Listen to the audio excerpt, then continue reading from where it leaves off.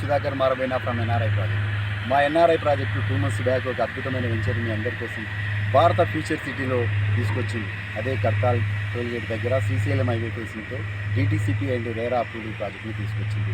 NRI projects అంటేనే development అంటేనే NRI project పేరు పెట్టిందిగా ఉంది.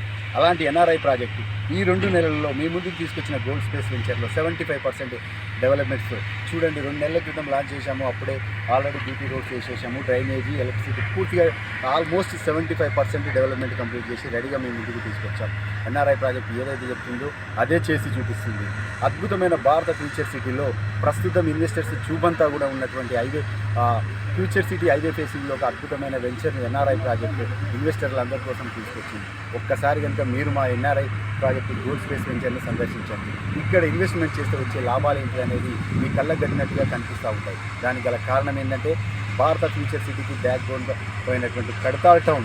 ఎందుకంటే ఈ కడతాల్ టౌన్ అనేది international Rajiv Gandhi international airport highway అయినటువంటి శ్రీశైలం హైవేలో అటు బెంగళూరు హైవే కనెక్టివిటీకి, ఇటు Amaravati highway connectivity via future city మీదంగా ప్లస్ శ్రీశైలంలో మధ్యలో ఒక సెంటర్ పాయింట్గా ఉంటుంది, బ్యాక్ బోన్ పాయింట్గా ఉంటుంది. అక్కడ టౌన్ అనుకొని కంప్లీట్గా కమర్షియల్ జోన్లో, కమర్షియల్ కారిడార్లో ఉన్న వెంచరే మా gold space venture. Just venture నుంచి భారత ఫ్యూచర్ సిటీలోని AI city, skill university, sports university, BCCI stadium ఇవన్నీ కూడా జస్ట్ ఒక 4 kilometers డిస్టెన్స్లోనే ఉండడం చేత ఈ ఏరియా అంతా కూడా అతి త్వరలో ఒక గ్రోత్ కారిడార్గా, ఒక గ్రోత్ జోన్గా like a Gachibowli financial district లాగా మారబోతున్న ప్రాంతం ఏంటంటే అది ఫ్యూచర్ సిటీలోని కడతాల్ టౌన్ కంప్లీట్గా. ఒక్కసారి మీరు కనుక ఇన్వెస్ట్మెంట్ చేయాలి అనుకుంటే శ్రీశైలం హైవేలోని ఫ్యూచర్ సిటీకి దగ్గరలో ఉన్న ఎన్ఆర్ఐ ప్రాజెక్టు గోల్డ్ స్పేస్ వెంచర్ని సందర్శించండి. ఆ తర్వాత డెసిషన్ మీరే తీసుకోండి. Thank you so much.